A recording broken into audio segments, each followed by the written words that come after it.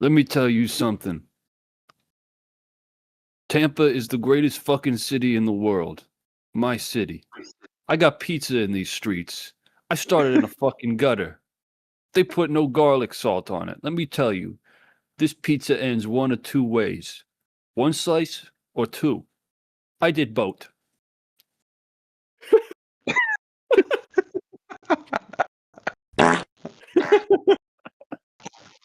All right, well, there you have it.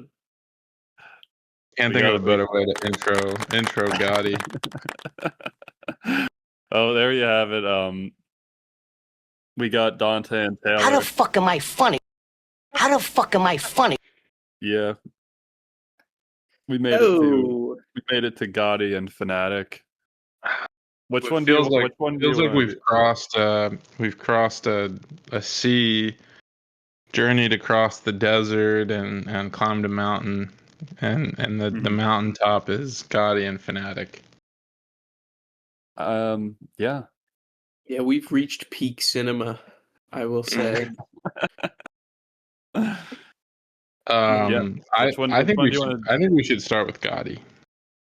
Okay. You're pretty familiar with Gotti. Do you want to lead the discussion? Yeah, I can. Well, I'll start with my initial thoughts, and then yeah. Okay. Yeah. Well, I'll do it. Yeah. Just lead it. Okay. Well, when I turned this movie on and I saw Travolta as Gotti, I felt what can only have been described by the Archangel Michael as being completely happy. I think Travolta looks the part. I think in my head this role makes a lot of sense. If you just like described it to me without actually watching the movie, I would say, wow, that's a great role for Travolta. Yeah. But then he opens his mouth, and then all the other characters open their mouths, and the writing, among other things, and the musical choices really ruin what could have been a fantastic movie. And it kind of makes me angry, because if you think really high level about some of the things they're playing with, it's like it should have been a home run. It should have been one of the better mob movies, I think. I think they're working with some real easy targets. Like you've got Gotti dealing with the death of his son. You can really explore the masculinity of this guy as he grapples with like his child dying.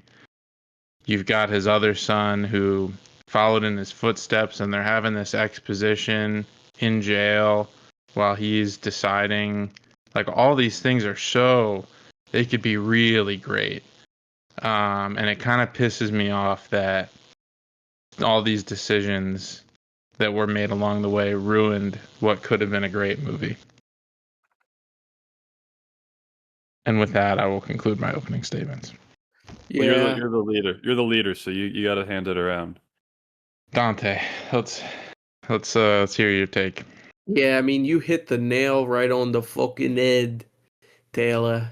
Or should I say Taylor Tall Drink Bath? That's your name. You're Taylor Tall Drink. Taylor Tall Drink. I like Taylor that. Tall Drink. Yeah, and I'm Triple Stash. I'm Triple Stash, and we got Nikki Bags. Nikki Bags. Nikki Bags. We got Jamie the Slave on the stream, and then unfortunately Travis Black Box Longstaff. He's down in Florida taking care of something for the family. He's got some family business to attend to. If you know, always taking care of the family. That if kid. You know what I'm saying. He's standing in front of a bridge in Jacksonville. Let me tell you, Jacksonville's the greatest fucking city in the earth.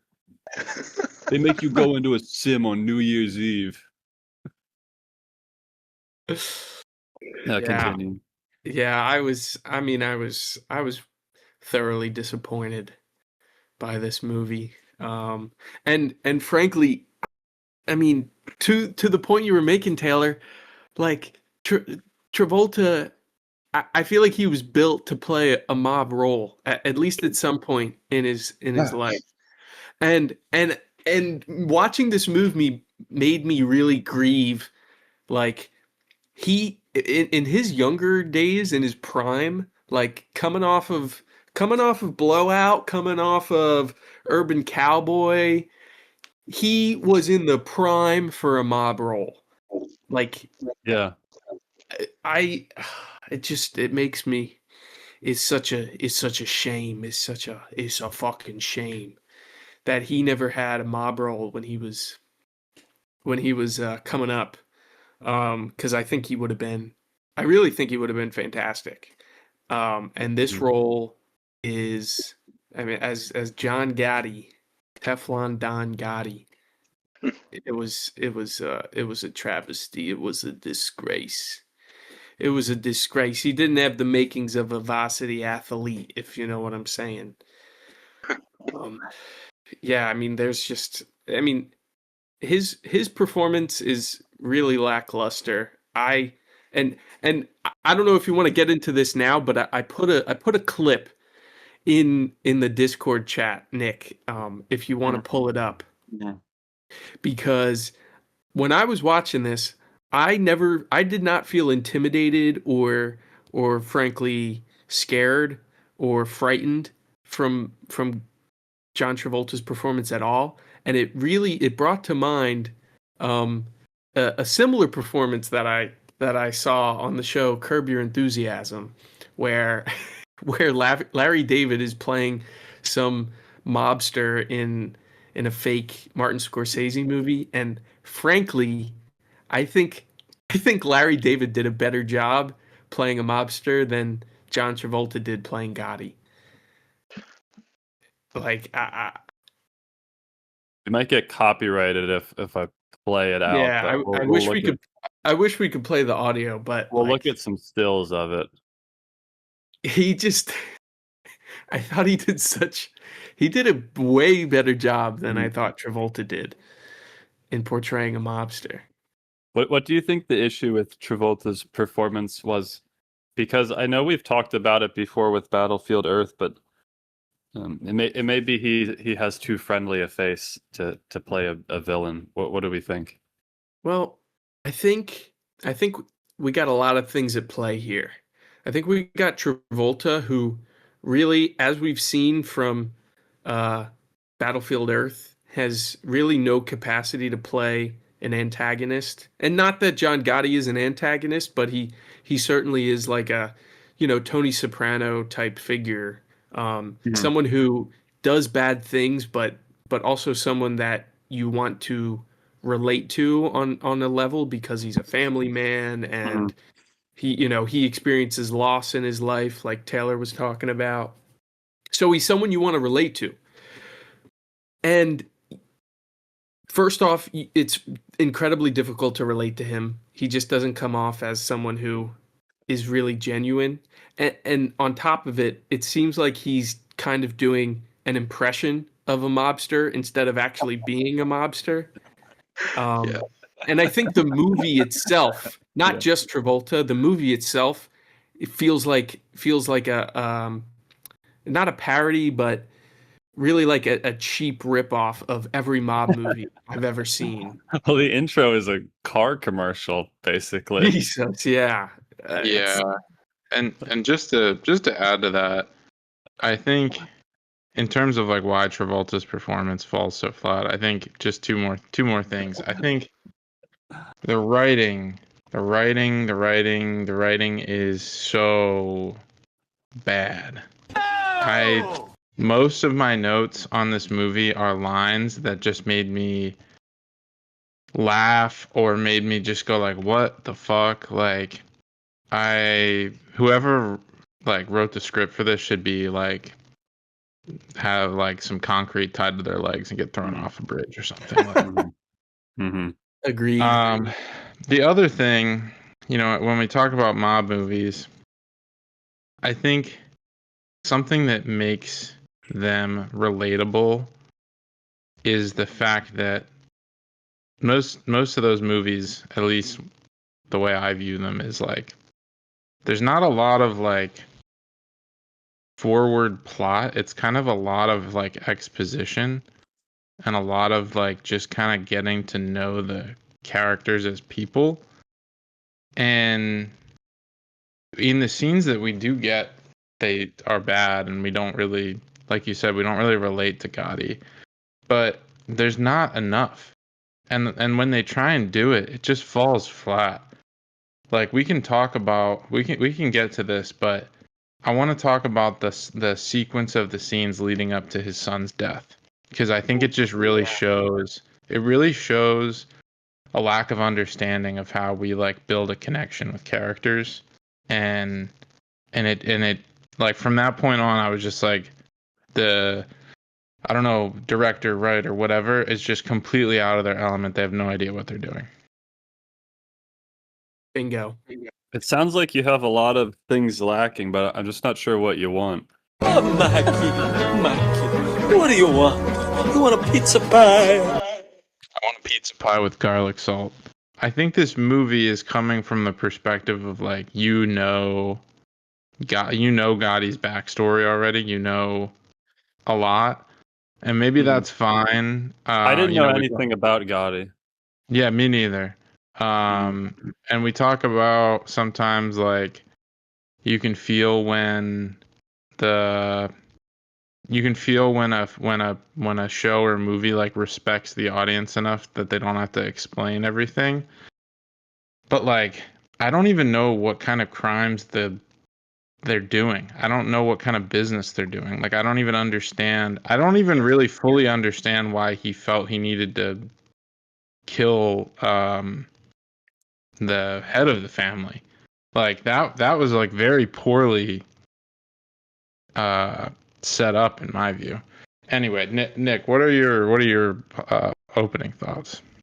Yeah, my opening thoughts. Let me think about that. I don't know what to tell you guys. All right.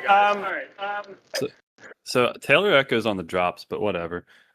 So I watched this when I was pretty sick. I was in bed, half asleep.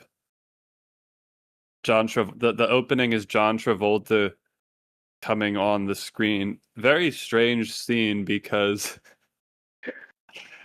he's not playing John Gotti in the movie. He's playing a caricature talking about how he died and went to jail. It's profound. This life ends one of two ways: in dead or in jail. I did both. And That's a head scratcher. Like that was their intro.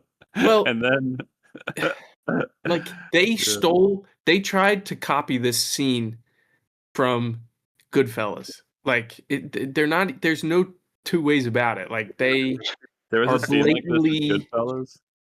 I mean, yeah. The honestly, I think one of the best scenes in Goodfellas is when they're in the courtroom and Henry Hill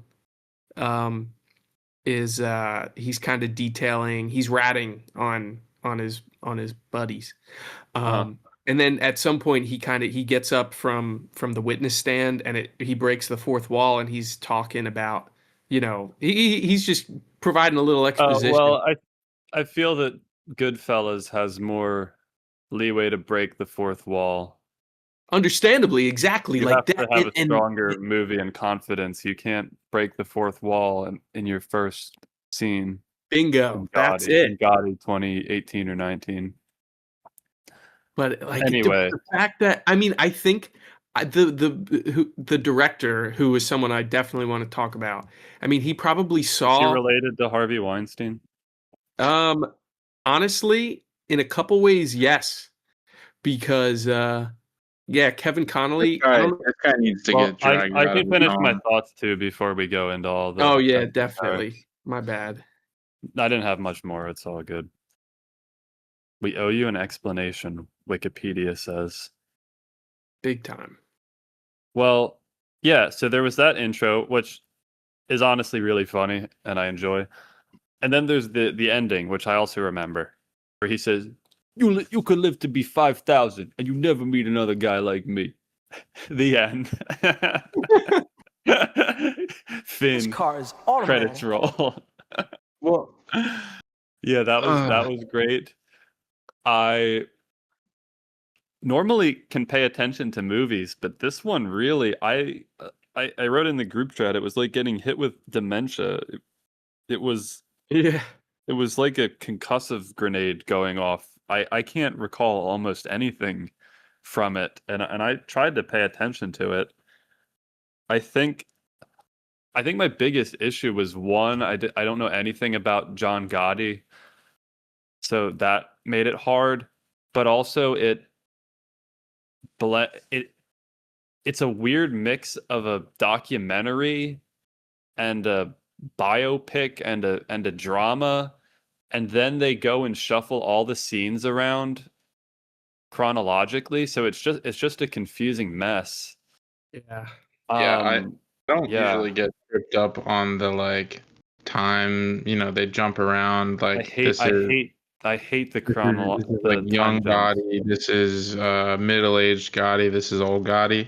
But Yeah. this movie, it was a mess. I It was an can't incomprehensible mess. I read philosophy and can make sense of it all and program computers, but I can't recall anything in this movie. It just went into my eyes and then just disappeared. I don't know what to say about Travolta's performance because I can't really evaluate performances because I don't really know what human emotions should look like. But I thought he had some good moments. I think my favorite moment from what I remember was was when Travolta answers life's biggest questions very casually. After his son dies, his one friend goes up to him and says something along the lines of, "Oh, it's okay, John. It's all part of God's plan." And then he just says, "There's no God. There's no reason." Yeah. Yeah. Overall, pretty bad movie. I mean, John Travolta was funny in parts. But yeah. Continue the discussion. Those are my thoughts. Well, I wanted to just revisit something. These like scenes by the bridge. Mhm. The last one is especially confusing because obviously he dies, and then they just like put on this B-roll of like all these like one-liners that he probably recorded near the bridge. And like I Oh think my it would be God! What if they have a vault of all of they these? probably do. They probably have a My half God. hour of quips.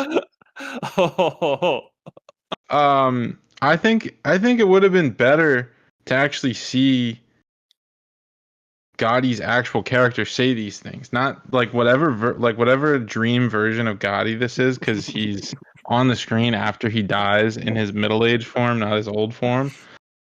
Like it would have been more impactful if he said that line about you wouldn't see a man like you wouldn't see a man like me if you lived to 5,000. If he said that in front of like all of his soldiers or something, like hmm I don't know. There's just so many bad choices. So many bad choices. I wonder if he's in the underworld here. It's the only explanation I can think of. Yeah. Kevin Connolly should be in the underworld. He fucking ruined this. Whoever wrote Oh, Yeah. Kevin. Yeah, I think Dante, you were before I continued my thoughts. You were on a. Well, yeah, I think he's in that show Entourage, which I never watched. But that show, like the only people I know who like that show are like They frat suck. frat boys Yeah. who are like, I want to be Jordan Belfort when I grow up. Mhm. And Mhm. yeah, I mean he really sucks. Like he sucks really bad. I mean, I don't think he's a very good actor. I've probably seen him in a couple clips from Entourage. Wait, are you referring to the director? Who are you Yeah. talking? I have on Wikipedia. Well, Jamie has on Wikipedia that in 2024 he was accused of wage theft. Whoa. That's crazy. stop the clock. That's damn. But continue. What a Continue. sleaze bag. What a sleazy guy. I can give a good summary of Entourage for our listeners. Mhm. It's 4 or 5 guys that are all wealthy and successful actors. And the scenes are basically like them, like hungover or drinking or whatever, and like in their like nice like Beverly Hills houses, just being like, "Oh yeah, like she was a dime, and yeah, we fucked, and like, oh man, like this one Wow. girl saw this other girl while she was coming out of my house, and oh man, I'm dealing with it, man." Mm. That's Wow. Entourage, and that's why the people that like that, it's slop. It's terrible. That sounds really good. I might pick that series as my my choice for our next Oh God. Oh brother. Oh, God! Yeah, I mean, with that under his belt, like it whoever wait, this is one thing I wanted to pick up or touch upon was I don't know where you guys watched this movie. I think I watched it on like Pluto TV or something. I think I bought it on Prime. Oh It was no. free on Prime. Oh, I It was must have free? watched it for free then. Yeah. Well, did you notice at the very beginning there was probably about like 20 different production companies that Yes. like Yes. I did want to played their mention that. logo at the beginning? I didn't see that. Too many cooks in the kitchen. Too many. Way too many. So like I don't know whose decision it was to make him the director, but whoever it was, they're just as shot in the head. Yeah.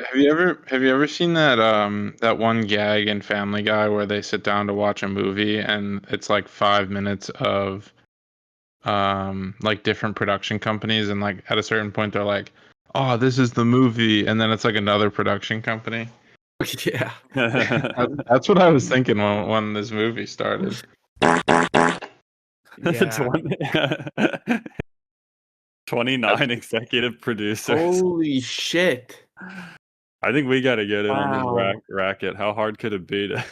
Oh my god. What did any of these people actually do? They all got So together and created a flaming pile of doo-doo.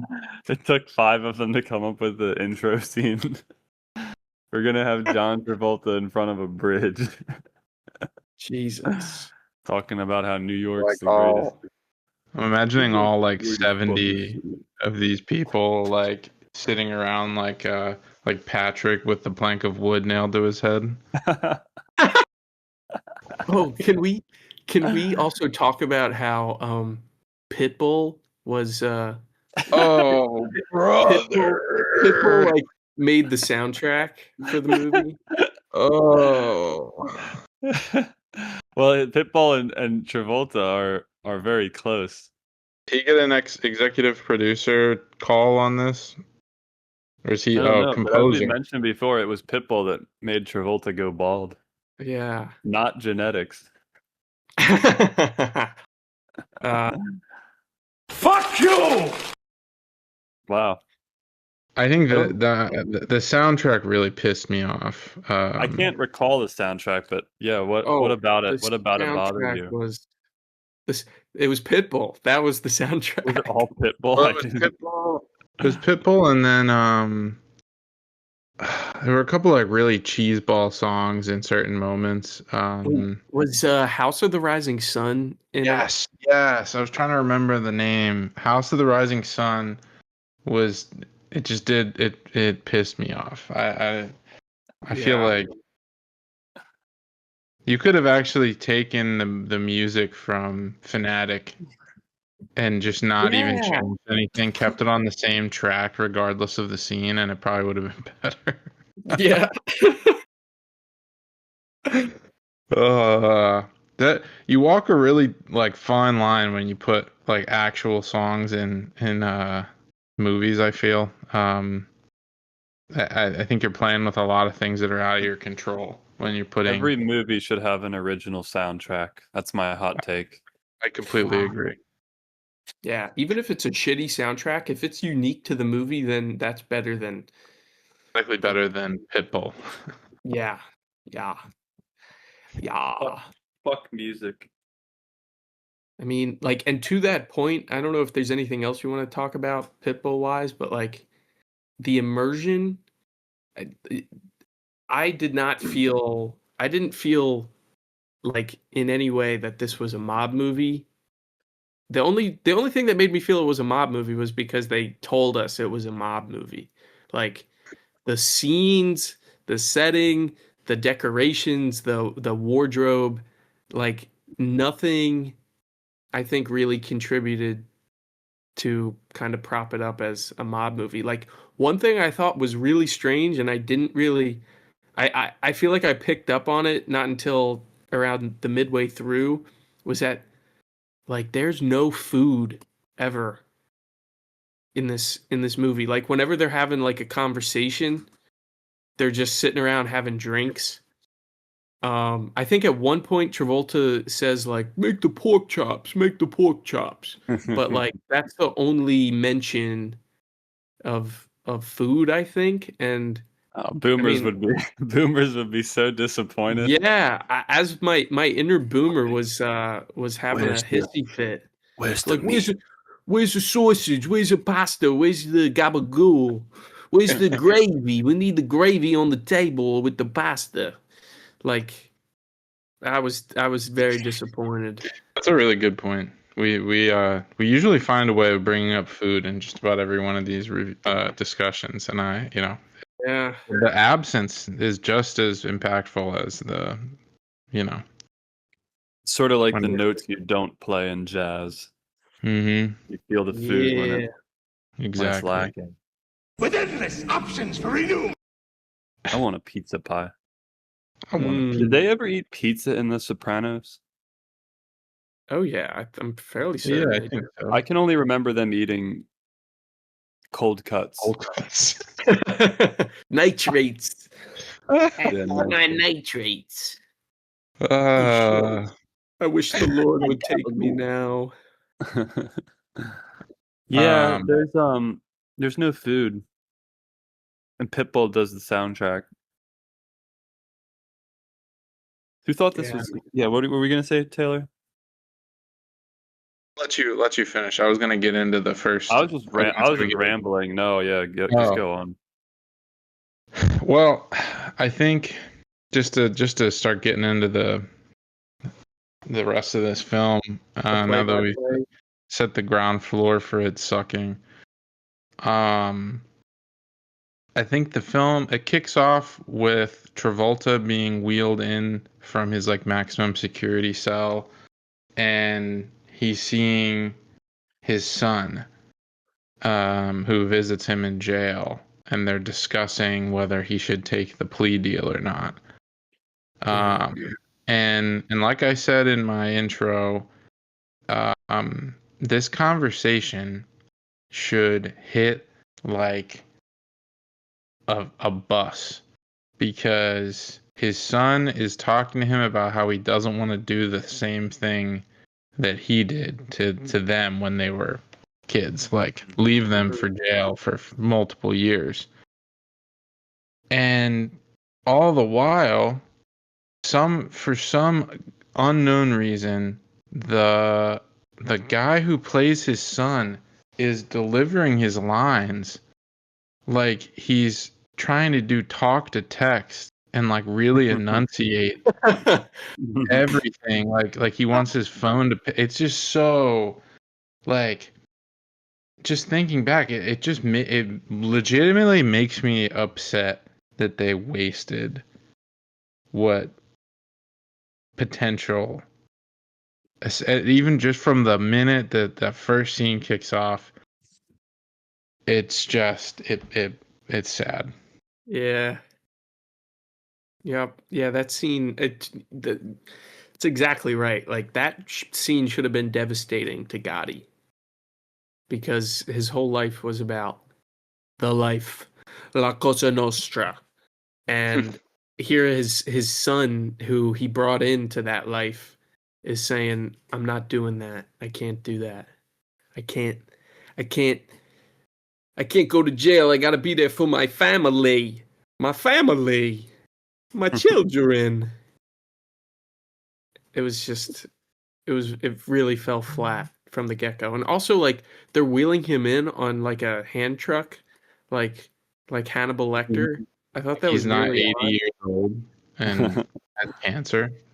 And there's a really great line in that scene when he goes, "They took my tit and they put it on my chin." Yeah. And I think that was the first sign that we were in for a wild ride. A wild Yeah. ride. Yeah. And Uh, just very disappointing. Did you know the guy that played his son actually died in real life?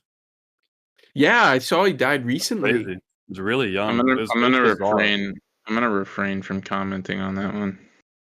I Whoa. read a bit What about are it. you It was saying? really weird. What are you saying, Tall Drink? You had something to do with this? Kevin Connolly have something to do with this? So all I was gonna say is if I see the actor who plays his adult son in another film, I'm turning it off. That's all I'm gonna say. Well, you'll never have to worry about that again because he's sleeping with the fishes, if you know what I mean. Well, this life ends one of Gabish. two ways. Gabish. And I guess he only did one. Actually, I think he did both. Anyway. Yeah. Let's yeah, I don't know. What did you think of Travolta's performance in those scenes where he's talking to his son? Yeah, just flat. Really flat. Yeah, I just don't think there's so much there to tap into.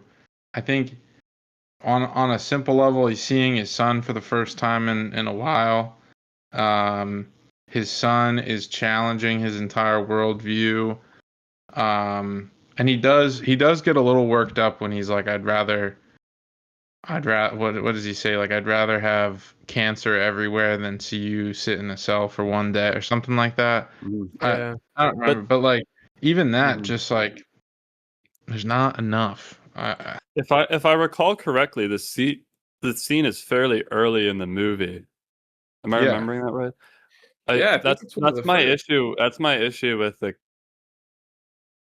cutting up all the time, because this is something that should go at. This should be one of the emotional high points at the end of the movie.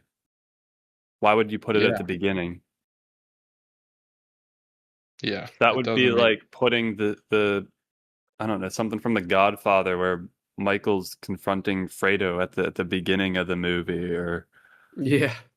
putting Walter White confronting Skyler in episode 1 or something. I don't know. It's just You bizarre. blew it! Yep. They really did blow it. I They can't blew pay it. attention to movies that have time skips. It usually doesn't get me as bad as this one does, I'm but a fucking boomer now.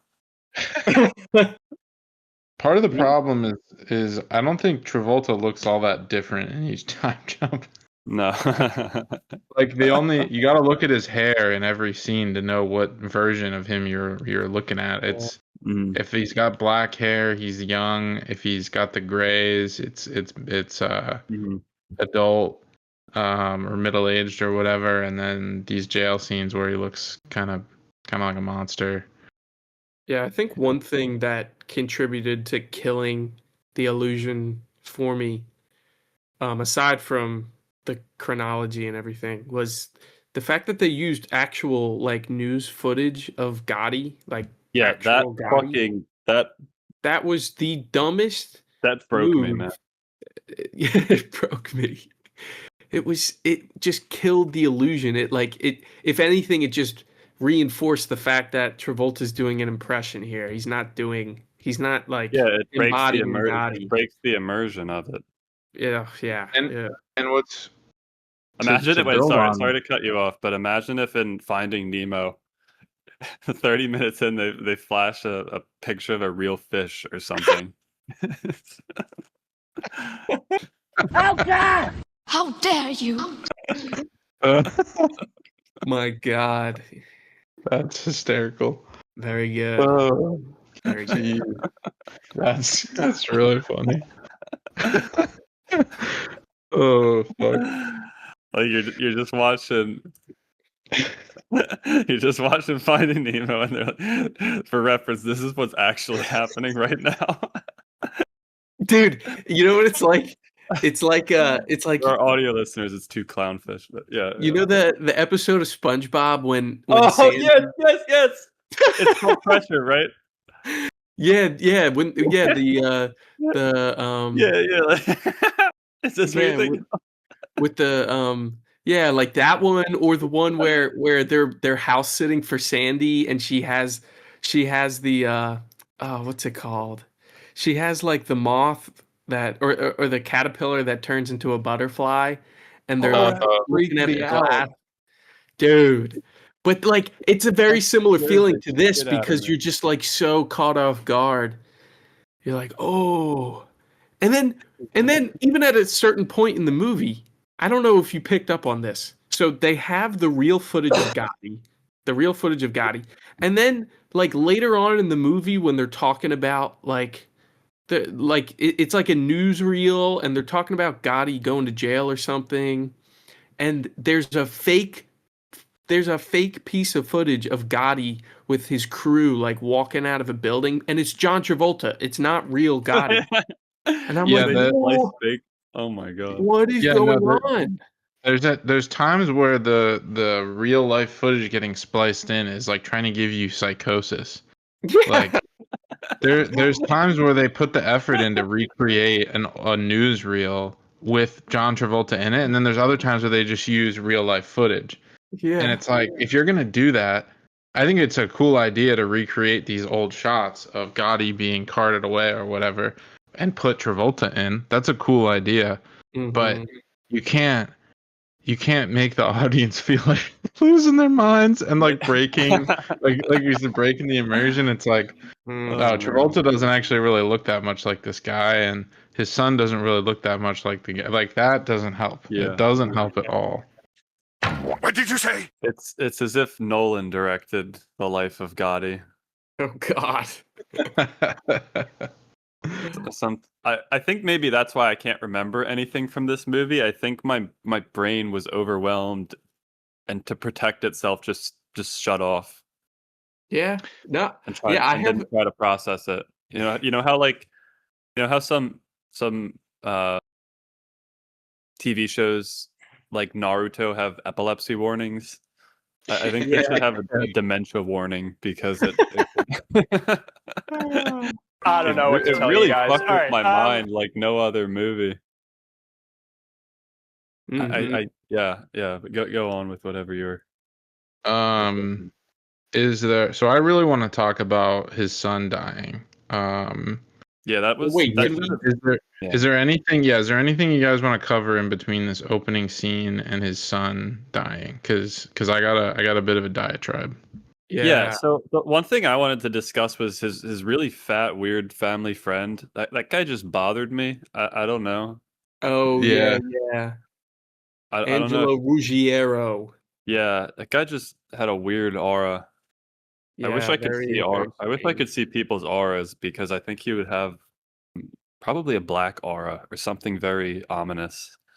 I just didn't like that guy. Yeah, well, and the interesting thing about that character, like in real life, he, I think, is responsible for like taking down most of the empire, because they bugged like his car in his house, and Oh yeah, he was like notoriously known for just like mouthing off, and but like you I don't remember. get any Yeah, of that from the movie. You don't really get any I of that remember. Yeah, information from the movie. Like that was it would have been such a good opportunity for them to turn him into like this really dark figure, Nick, like you were saying. Like he's Gotti's closest confidant, but in reality he's Gotti's his kryptonite, I guess, for lack of a better yeah, word. Like he's going to be the yeah. reason for the downfall of Gotti, like Mhm. unbeknownst to Gotti. And they did not that was I feel like they missed big time on that piece. Yeah. I remember in one part of the movie they talk about him finding out that he was bugged, but it didn't really hit because I couldn't recall anything from the previous hour. Exactly. It was it was pretty bad. Yeah, I wrote in my notes, I'm 20 minutes into the movie and I have no clue what's going on. We've seen Gotti at 3 different ages. We've seen him in jail. We've seen him kill 2 different people, and I still have no clue what's And in a going car commercial where he's in some sort of a platonic realm. on. Yeah. I think the ideal audience of this movie is a Redditor who's really into Gotti and just gets it all. Dude, there's a know? Gotti subreddit, and I have no clue if the people talking in the subreddit are like being sarcastic or if they're being real. I can't tell. Like a god, like just a Like a Gotti the movie subreddit, not a John Gotti the person subreddit, like a wow, Gotti and the it's movie. active. Oh my gosh. And I can't tell if it's real or fake. Yeah, Jamie, look up r/Gotti. Right? Is that what it is, Taylor? Do you have it up? Yeah, r/Gotti. I've got it up.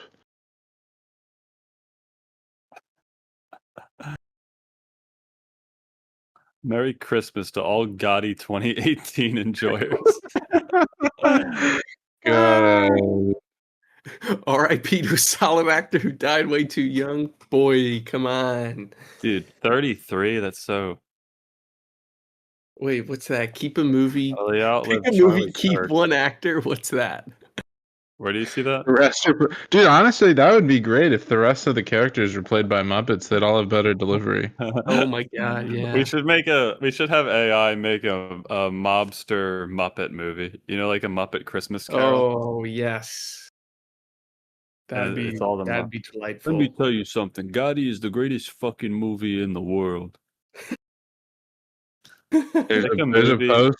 There's a post on here from about a year ago from user Kevin Spacey's Garage, titled "I Hate Gotti 2018, terrible movie, just awful." And then the top comment is him saying "April Fools."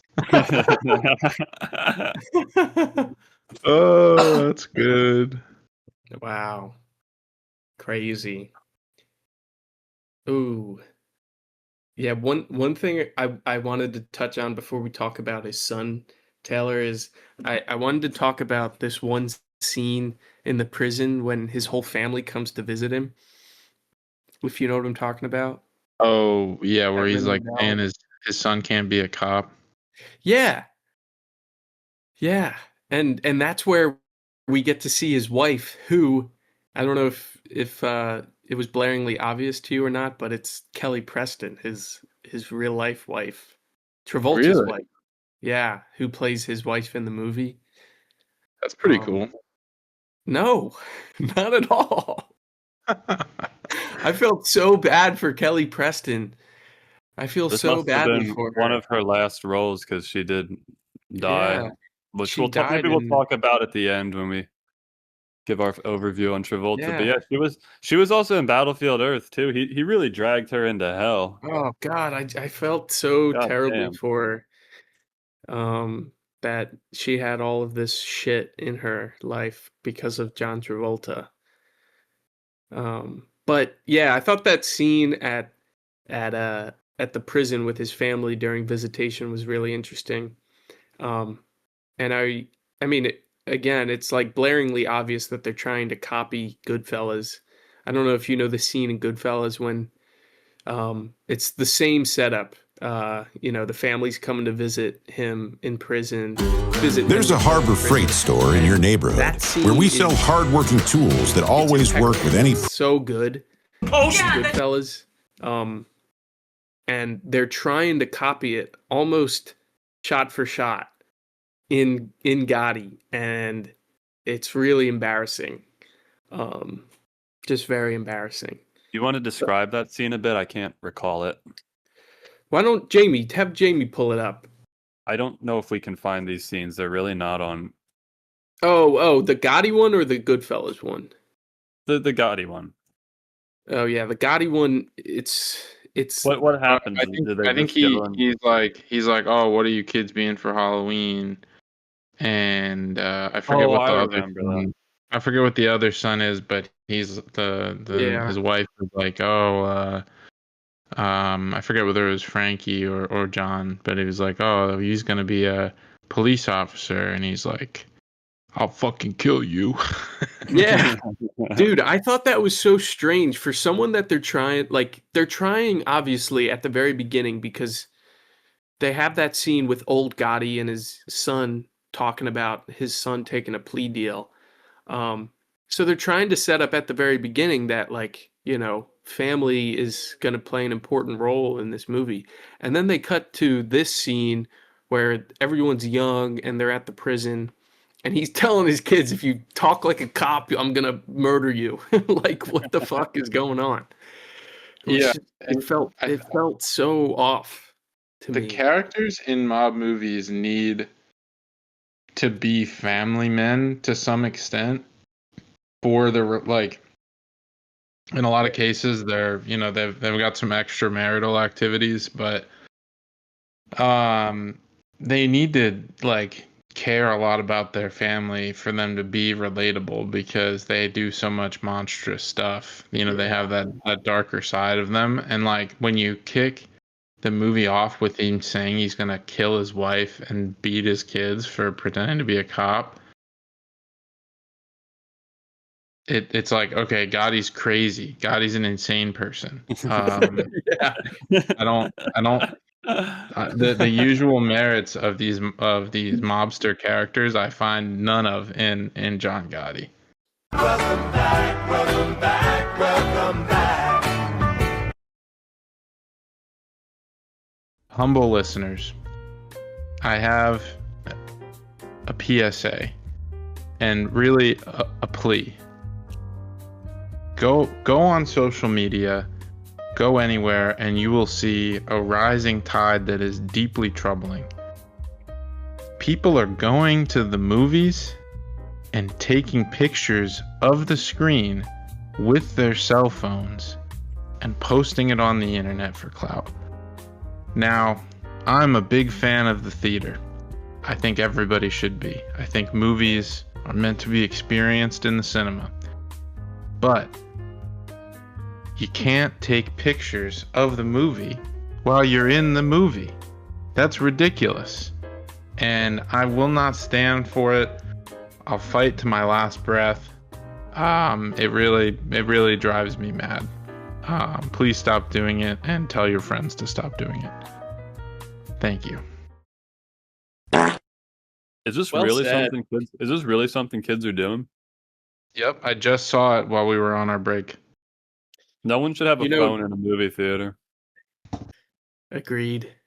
Taylor, you could also add in to those same children who are doing that when they go to a Mac DeMarco concert, they should keep their phone firmly in their pockets where they belong. That is so. We need a Wild Hogs revolution. Fuck these phones, man. I was watching a YouTube short last night talking about the 90s and 2000s, and it was flashing all the media from that era and how everyone was just in the moment. It was so much better. Oh yeah, and I mean we live in hell. I'm somebody that will occasionally take a video at a show, at a concert, not a movie, never a movie. But odd. It's like, Nick, when Dante and I went and saw Mac DeMarco in New York a few months ago, and the two Zoomers in front of us were, for the whole show, either sitting in their chairs on their phone, like just scrolling, or recording the songs that they, have heard on TikTok or whatever.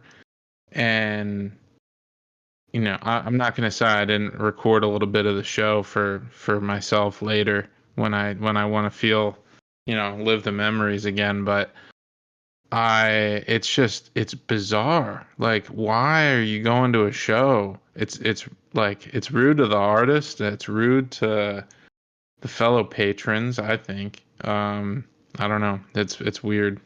Fuck you! My 2026 resolution might be I take all my necessary information off my phone and just throw it at a fucking wall. I'm not even joking. Do it. I would You love look to like do a that. you look like a fucking dunce, you zoomers. And I do it too. I'm scrolling at the airport. The human mind needs boredom. You're staring at the phone to suppress your existential dread. Dude, and frankly, I mean, I kind of adding on to that, everyone should do themselves a favor and pick up an iPhone SE early generation. Mm-hmm. It has just enough computing power to get your calls and your text messages and your internet searches, but it really doesn't have any other hardware that's actually working well. Like the camera is very shitty, but it does have a home button. And frankly, Ooh. I think if I had a newer phone, I would probably be on my phone much more, but because I have an SE, I think I average like an hour and a half on my phone a day, less than that. So I'd highly recommend it. I think it's Yeah, these new phones they warp your perception of time. You literally have fewer hours in the day because of the phone. bingo. Makes you a fucking idiot. I'm gonna throw mine at a brick wall. Not even joking. I was thinking I saw an ad for a product called Brick. I did too, but I feel like you could just take the brick off. What is Yeah, Brick? at the end of the day, it's still self-control. It basically turns your iPhone into a flip phone, more like you can still text and call and maybe use the camera, but you have no apps or no social media. So Interesting. it just turns your phone into a phone and not like I an like the endless spirit, but box. I could see people very easily just taking the brick off. Yeah, that's the problem. It requires people to have self-discipline, which very few people have. If you had somebody else that you saw every day, you could exchange bricks, and then you have like an accountability partner. Ooh, That could work. that's not the worst idea.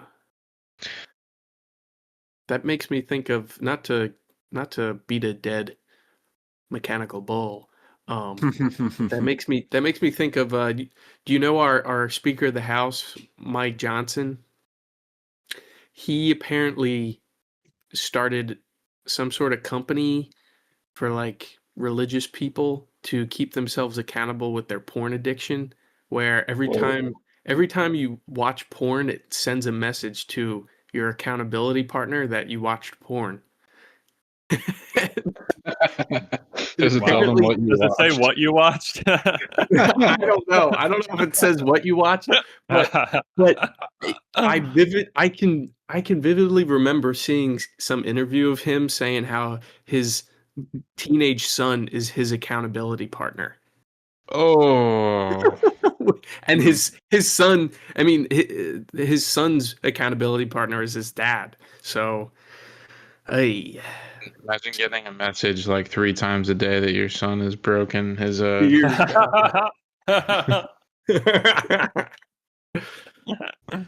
really, really.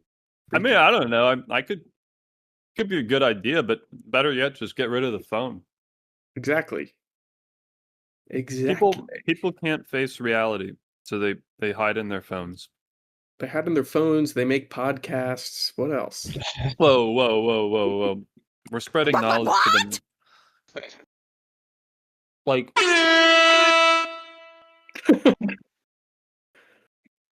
there's like young kids. We're hiding out in the shed. There's young That's kids what on we're their. doing. Wait, hey, don't introspect. So there's just young kids looking at whatever on their phone, just inane, stupid shit. Hey, Yeah, it's not good for these kids. Hey, Out in the Shed is the greatest fucking podcast there ever was. I grew up in this shed. I grew up in this shed. There's only two ways out of this life: to die or to goon. Or like there's only two ways this podcast ends: canceled or financially bankrupt. I did both. Well, without further ado, let's get back into Gotti. Yeah, where did we even leave off? I don't even know where we left off. His son. I'm gonna talk about his son. Yeah, I wanna get into this. So, like I said in my intro, this is this scene where his son dies is where I realized that the guys behind the camera just are out of their breath. They, like we said, there's this human element of mob movies that makes them compelling. Mm-hmm. You have a larger than life guy, and in this instance he's dealing with mortality and the death of his son. Mm-hmm. And naturally that's this should be a really impactful, moving part of the film. Something handled with a lot of care and setup. And so let me just high level go scene by scene here from how they get to this. There's a scene where they're I'm sorry, I missed one here. It's Frankie is the name of the son. So they have Travolta and his sidekick. What was his name again? Angelo Ruggiero. Angelo comes over and Frankie shows him his report card and he's got straight A's and Travolta and his wife are really proud of him. Oh, I forgot about that. He's going to be a rocket scientist. He's going to be a genius. Smart. Wicked smart. And that scene just ends. Nothing else. I think there's a couple things in between that, and then they come back to Frankie, and he's getting put to bed by Travolta and his mom. And there's really nothing in this scene except for Travolta saying, "I love you, good night." And then the next scene, he gets hit by a car. Jesus.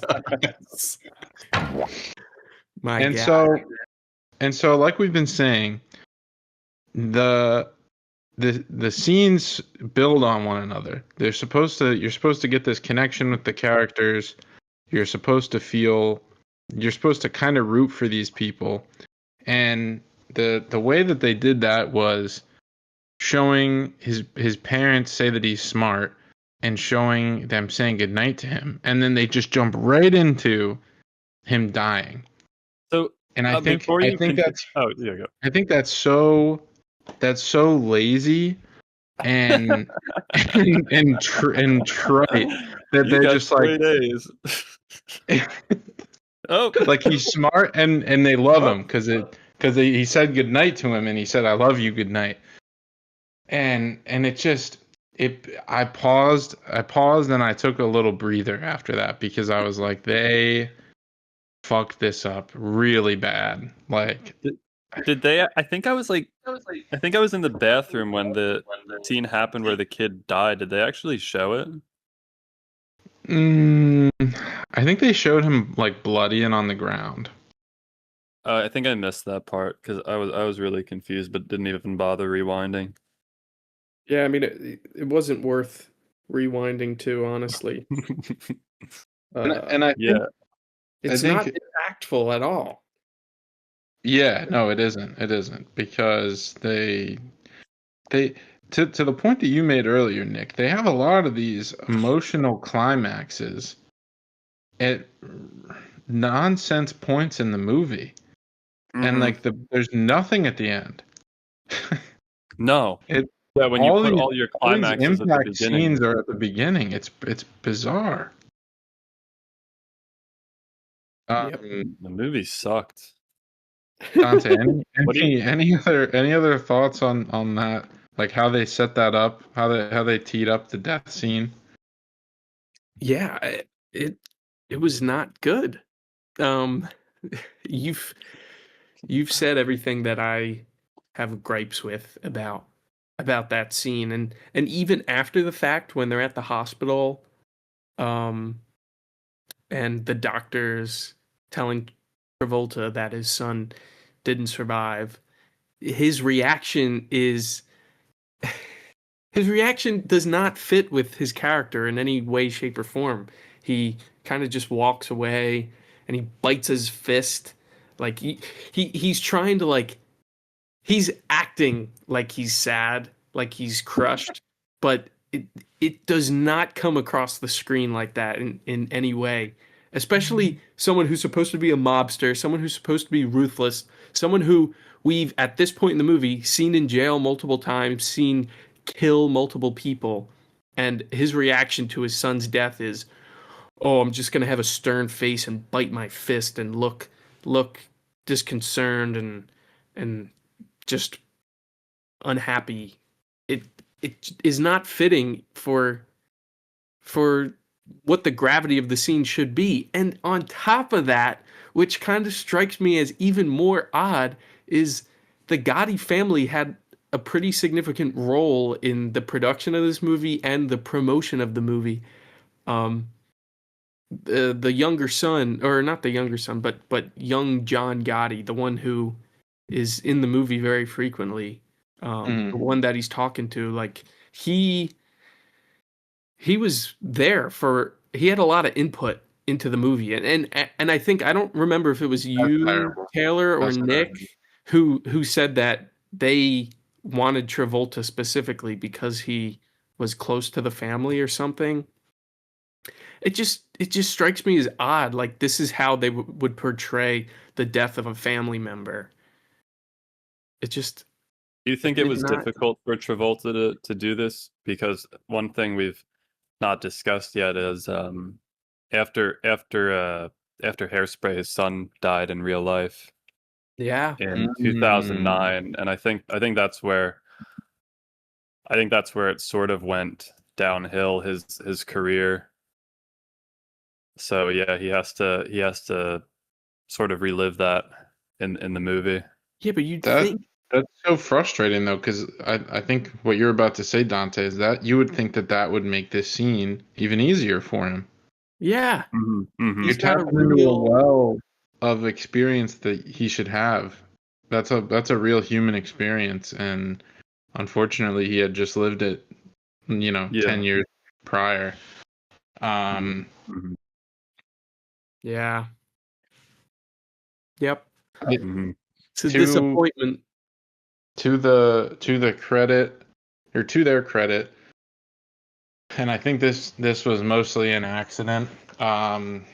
Despite Travolta's emotionless reaction, I did enjoy the shot where his wife and two daughters were sitting in the hospital kind of bench area thing, the waiting room, and there's like a wall in the middle of the screen, and Travolta's on one side working up the courage to tell them, and they're on the other side, like clutching each other out of fear.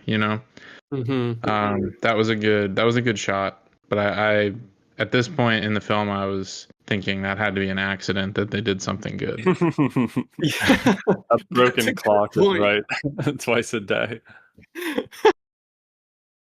And I Oh, also man, they must have. I guess they made. Was Kelly Preston Jet's mother?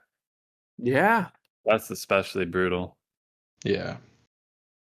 I thought to Kelly Preston's credit, I thought she did a pretty decent job as like a distraught wife or mother rather. But and yeah, after that they do teeter on some good like scenes and good performances, I guess. Because I think right after that they're back at their house. The adult son comes home. John. John. Is it John Jr. or no? They just call him John. Not sure.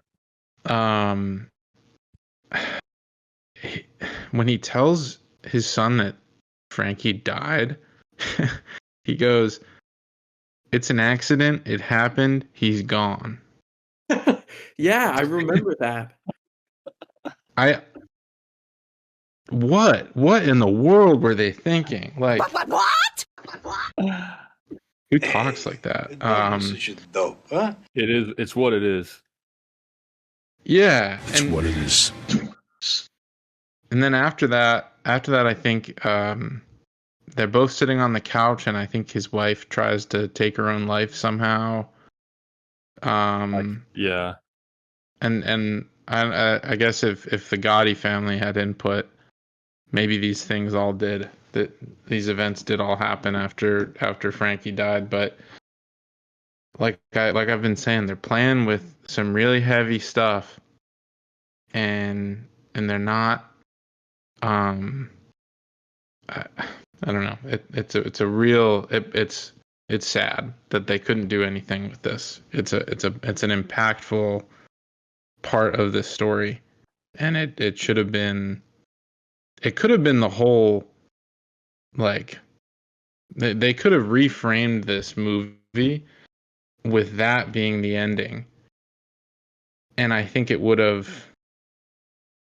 They could have done the whole second half of the movie in sort of like a really quick, like, Frankie died and then the whole family unraveled.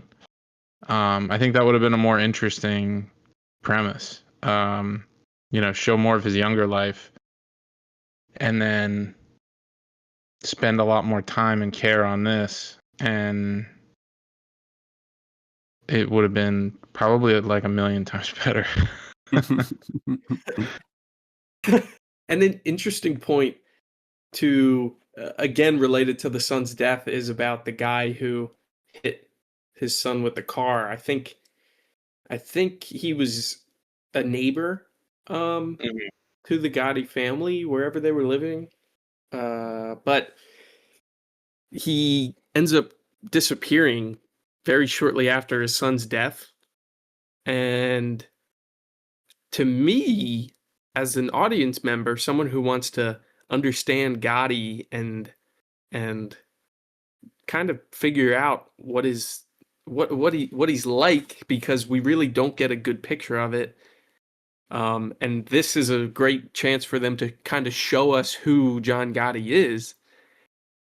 When it comes to the point where the guy disappears, Gotti is not shown at all. They just show news clips of the guy disappearing, and I'm like, that was bizarre. Again, another golden opportunity blown, because I don't know why, but that would have been a great point for them to be like, oh, here's Gotti. He's a family man. He's devastated by his son's death. Oh, and what's he going to do? He's going to get retribution for his son's death. But they're not going to show you how he does it.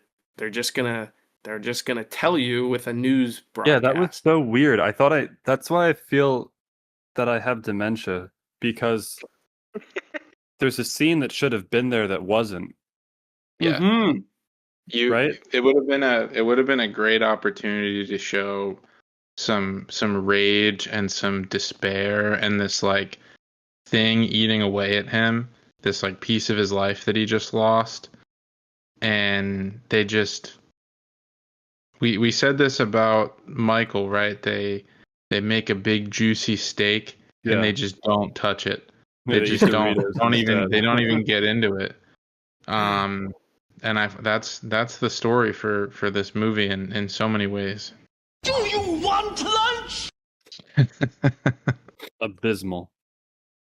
Yeah. Any other scenes you wanna highlight, Taylor?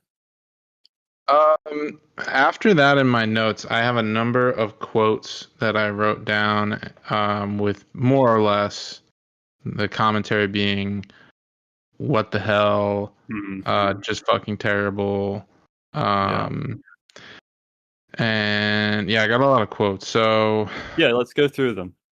Yeah, I think this one is from the Christmas party where Travolta is trying to lift his wife's spirits, and it's kind of a nice scene. He's encouraging her, but then he says, "We're gonna always live like we're 7." Huh. What the hell does that mean? It would make more sense if he said like 17. I was gonna hit that drop.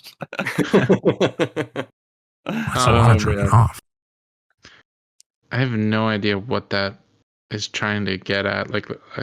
Yeah, I don't get that either.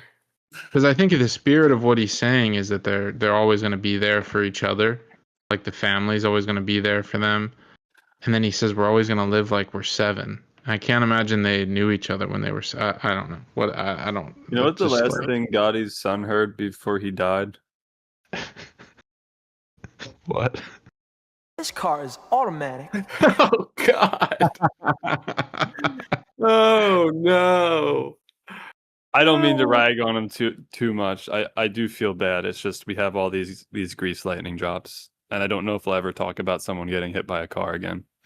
Is that how he died? Did he get hit by a car, or did my brain just make that up? Yeah, no, he got hit by a car. He got struck by grease lightning. No, obviously it's sad, but I can't pass up these grease lightning drops. Yeah, continue with your quotes. In between this quote and the next one, which we've already hit on, music is horrendous. Pitbull sucks. Yeah. I think I've written in my notes at least 5 different times that this movie, the music is terrible. Yep. And I don't know if this struck you, Taylor.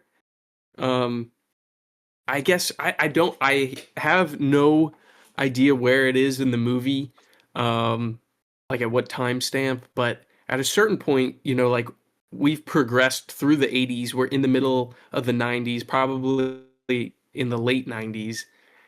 And for whatever reason, they're playing 80s music during the 90s, but during all the scenes that took place in the 80s, they didn't play a single 80s song. It was really strange. It didn't make any sense to me. Yeah. The music did nothing to keep me immersed. I have a PTSD of 80s music from Staying Alive. Oh God, what a soundtrack! You do kind of have to hand it to Staying Alive for at least making an original soundtrack. Yeah, but maybe we can talk about which film's worse at the end. That's a good idea.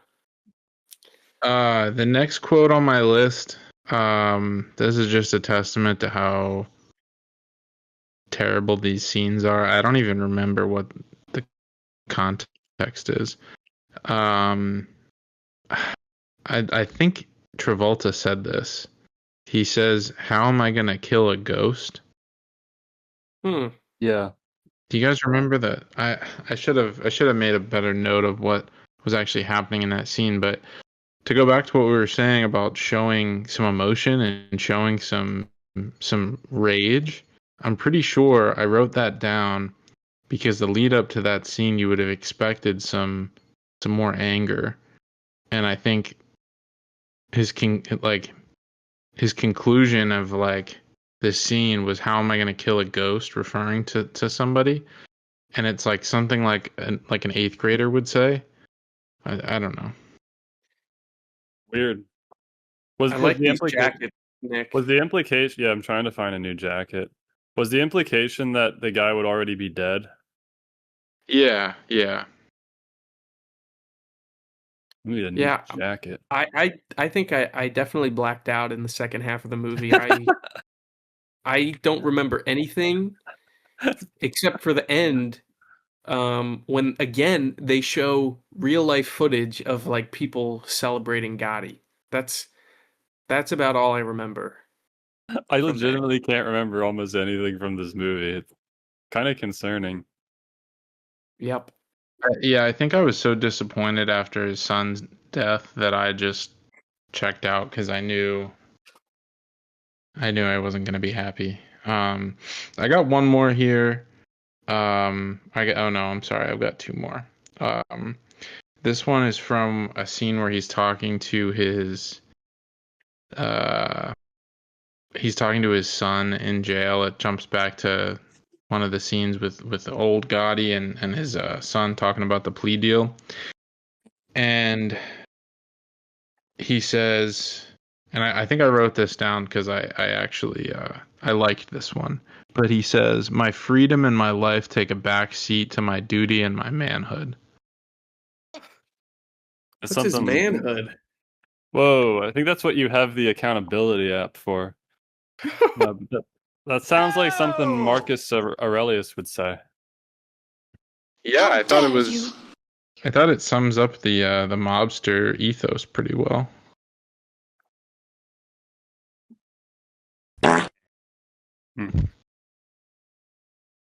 Yeah, no, that's good. Yeah, and then one more.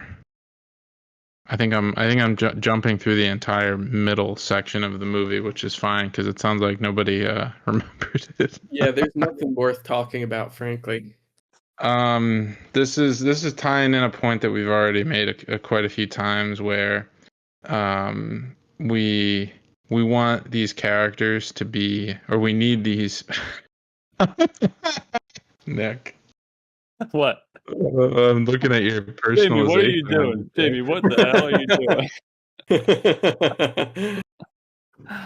The man who eats big is big. And how could it be any other way? But yeah, so we're trying to relate to these characters, and to a certain extent, they have to be good people, and they can't bear this like psychopath nature that they have too openly, or else we just view them as crazy criminals. And for some reason, the writers and directors thought it would be a great idea for Travolta to directly quote Machiavelli. Wow. Right before. Yeah, right before, I think right before the hit on the boss. He says, "Never give someone a minor injury. Hit them so hard that they never get back up." I think that's not a true direct quote, but that is the central idea from The Prince. And you read The Prince, Better to be and feared than loved. yes. And so, that's, a lot of people view that book on, they say like that's a prescription for being like a psychopath. And so I'm not saying it doesn't really fit, but it doesn't do anything to establish that relationship that you kind of need to have with our character here. So, that's all. Anybody else have anything? Whoa, that is crazy. Wow. I need to be evaluated for dementia after this movie. I can't recall anything, man. This is drippy as hell, though. For our listeners, it's this brown coat with I'm not really sure what's on it. It looks like a bird, maybe, and has a very puffy collar. I might have to get it. MCM cognac. This is how I suppress my existential dread. I buy shit on eBay. Oh, and is that a hat too? That's nice. My crash out. My new crash out phase. Oh my god, the hat! I didn't even see the hat. That's actually pretty drippy, dude. You should buy for my that. third life crisis, I'll be buying a bunch of leather jackets and riding around in rental cars. On your hog. Unironically, I'm planning on going to LA and renting a BMW. Ooh. Because what else is the point of life? You know. Anyway, should ride around the strip and catcall women on the street.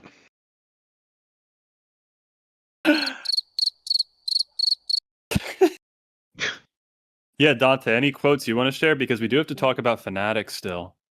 Yeah, I'd like to get into our closing review if we can be quick. Yeah, honestly, I'm good to jump to my closing review. I really have nothing All right, worthwhile about anything great. specific. I will. Yeah, sure. Let's just go through this quick. Yeah, this movie, for me, it personally is a doom. I have dementia, and I can't remember any of it. Yeah. Yeah. Um, you know, I don't want to give it a doom. I think I'm gonna give it a slop. No, yeah. Frankly, because I don't think it's worthy of the doom rating. I feel like the doom rating, the movie has to be especially bad, and You I think it has to be offensively bad, maybe, for a doom? No, I think for it to be a doom, I do declare that I don't know what I'm trying to say. I think this movie isn't bad enough to be a You doom. just think it could be worse? Yeah. I Okay. think it could have been worse. I also don't think like by saying that it's a doom, we're saying it's the worst of the worst, which frankly is a title to be sought after, I guess. For Well, a I mean, bad not movie. everything in the doom is equally as bad. It's just doom is where the garbage goes. I mean, I guess here's 0% on Rotten Tomatoes. Here's what I'll say. This movie was nominated for like 20 different Razzie Awards. Holy shit. And it didn't win any of them. It didn't win a single Razzie. So I think just based on that, I'm going to give it a slop and not a doom. If it won a Razzie, I'd give it a doom, but it didn't win any Razzies. So I'm giving it a slop. But yeah, I think to kind of again beat that dead Mechanical Bull, soundtrack was terrible. The immersion was terrible. Nothing was believable. Yeah, I think this movie tried to do a lot of whitewashing of Gotti, and I think it failed pretty spectacularly at whitewashing him, but it also failed at making him come across as like a menacing or evil kind of figure. Uh, yeah, there were so many scenes in the movie that I felt were direct copies from far superior movies, namely from Goodfellas. Honestly, mostly from Martin Scorsese movies. It just, I think there was a lot of potential. There was a lot of potential for this movie, and it dropped the ball in pretty much every phase of the movie. Again, I honestly can't stop thinking about a young Travolta in a mob movie. I think it would have been so good. Could have been awesome. I really think it would have been a worthy, it would have been a contender. But this movie was a disgrace. Christ, is this real? It was a disgrace. It looks AI. Yeah, holy shit. Is this fucking real, Jamie? You can get a vest with it? Jesus. That's the vest. That's the vest right under it. Wow. A red leather That's duster. the drippiest shit I've ever seen in my life. Might have to just cop it. Looked like what's that guy's name from The Matrix? Neo? No, the black guy, Lawrence Fishburne. Oh, wow. I don't know his name. Yeah, well, Taylor, what do you think? What's your rating? Do you think it's an underappreciated gem? Is it cinema? To give context to my rating here, I'll explain some of my Dante, do you remember that Google sheet that I showed you where I rate music? Yes. Well, I very seldom give the F rating to songs, and I only give them if the song really is so bad that it makes me upset, or I'm frustrated by the song. And I think Gotti is probably the first movie I've ever watched that was so bad it upset me.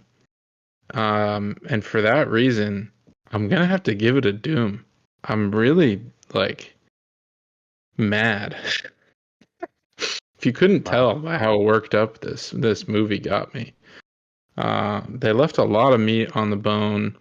They made a lot of bad choices, and they squandered what could have been a great movie and what could have cemented Travolta's legacy as a real actor.